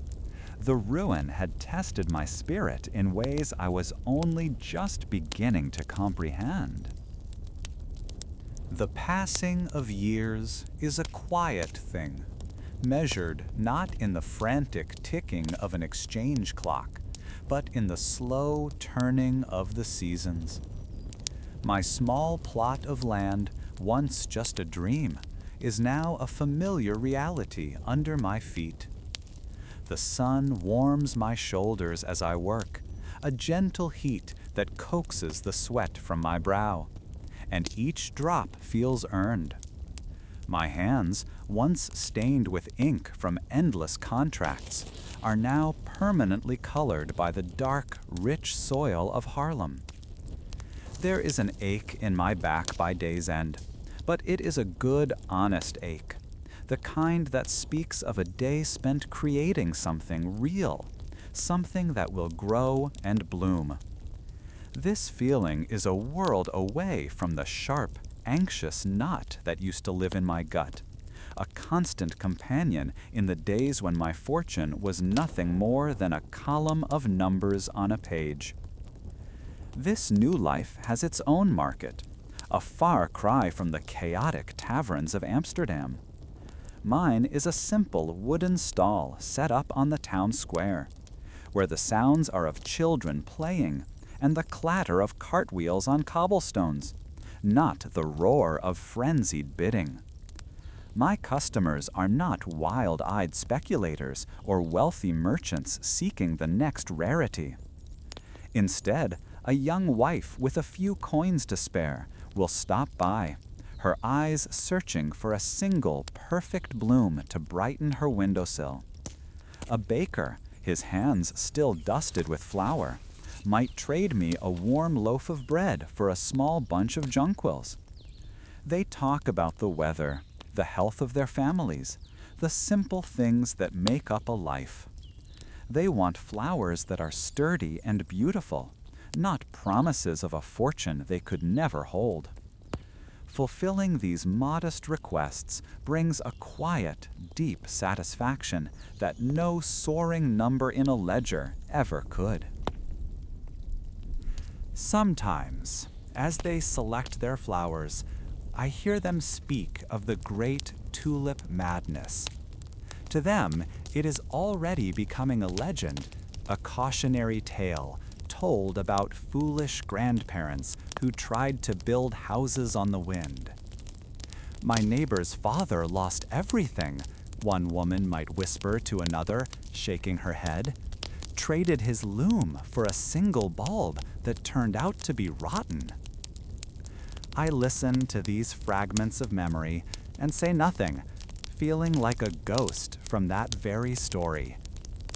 They speak of it as a fever that has long since broken, a collective dream from which the whole country has now awakened, blinking in the clear light of day. For them, it is a distant history. For me, the chill of that awakening is a feeling I carry in my bones, a reminder of the man I was and the precipice upon which I stood. Because of this constant, quiet reminder, I find myself teaching differently. A young lad from the village, eager to learn a trade, now helps me in the fields. I show him how to feel the weight of a bulb in his palm, to check for the telltale softness that signals decay. Look here, I tell him, pointing to the delicate roots just beginning to emerge. This is the promise of life, not the promise of a price. It needs patience and care, not a fast signature on a contract. I am passing on the knowledge given to me by the old grower, the simple, earthy wisdom I once discarded so carelessly. My lessons are not of market trends or leveraging credit, but of crop rotation, of nourishing the soil, of understanding that a flower's true purpose is to bloom, and that this act alone is its own reward. This rhythm of teaching is dictated by the land itself. My days are no longer a frantic race from one tavern to the next, chasing rumors and signing notes. Instead, my calendar is the earth. There is the autumn, when the air grows crisp and I feel a pleasant coolness on my skin as I plant the bulbs, tucking them into their winter beds. Then comes the long, quiet wait of winter, a time for mending tools and planning the rows for next year. And then the slow miracle of spring, when the first green shoots push through the soil. That moment of new life is a thrill far greater than any auctioneer's gavel falling in my favor. This patient, predictable cycle has healed something in me that the frantic, unnatural pace of the wind trade had broken. One morning, while clearing a patch of weeds, my fingers brushed against a familiar shape. I pulled from the earth a clump of flowers, and among them was a simple, solid red tulip. It was a sturdy, unpretentious bloom, its petals a deep and uniform crimson, without a single flame or feather of the breaking that once drove men to madness. I recognized its lineage instantly. It was a descendant of those reliable, common bulbs the old grower had first offered me, the safe investment I had so arrogantly rejected in favor of a single, unproven gamble. I snapped its stem and held it in my hand, its reality a stark contrast to the beautiful, diseased flowers that had fueled the frenzy. It was not rare, and it would not make any man rich, but it was perfect in its own honest way. That simple, honest quality is what people seek now. My hard-won knowledge of the markets has found a new, more grounded purpose. When a traveling merchant accustomed to aggressive bargaining tried to press me for a ridiculously low price on a crate of my finest blooms, I did not grow angry. Instead, I calmly walked him through my fields. I showed him the months of labor, the careful tending, the risk of disease and pests. I explained that the price I asked was not a number plucked from the air, but a fair reflection of the life and work invested in each flower. He looked from my calloused hands to the vibrant rows of tulips, and he fell silent. He paid my price without another word. My expertise was no longer a tool for speculation, but for demonstrating true value. This understanding of value has reshaped my entire existence. My evenings are not spent in lavish, lonely rooms filled with the scent of expensive wine and the sound of false congratulations. Now, my dinner is simple: bread from the baker, cheese from the farmer down the lane, and a mug of cool water from the well. The taste is clean and satisfying. As I eat, I can feel the pleasant tiredness in my muscles, the result of a day's real work. This profound sense of peace is a wealth greater than all the guilders my once held on paper. I did not win allies in the exchange. I only made rivals. Here, working the soil, I have found neighbors. We rely on each other. We trade our skills and our harvests, and we are bound not by debt and envy, but by shared effort and mutual respect. In my quiet moments, I often wonder about the nature of the madness that gripped us all.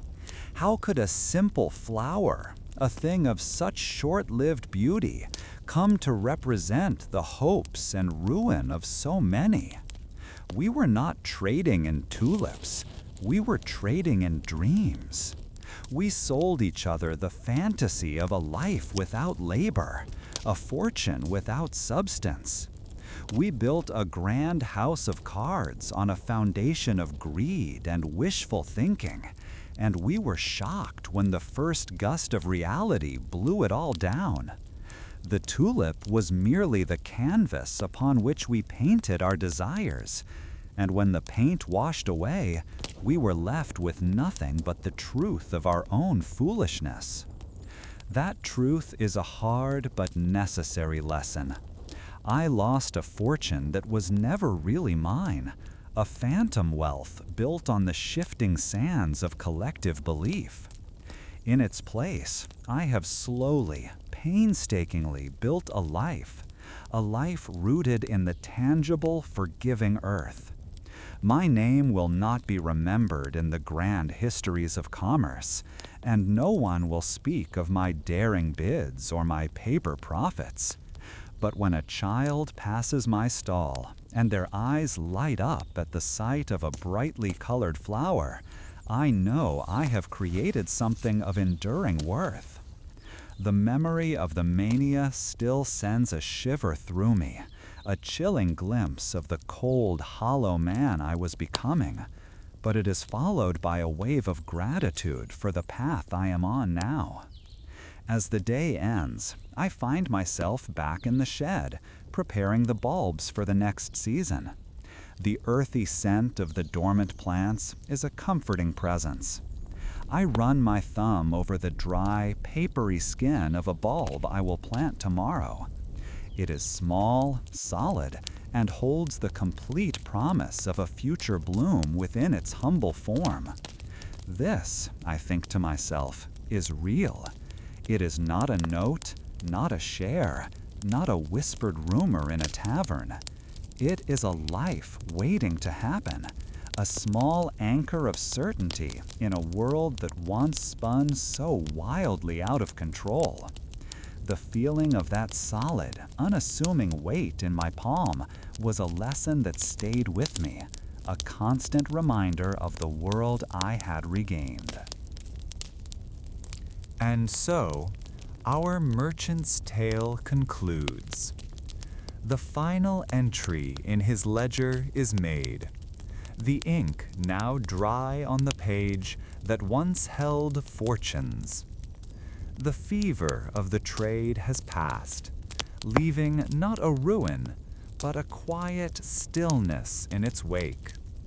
The frantic calculations and shouted bids in crowded taverns have faded, replaced by the gentle rustle of canal water and the distant chime of a city clock.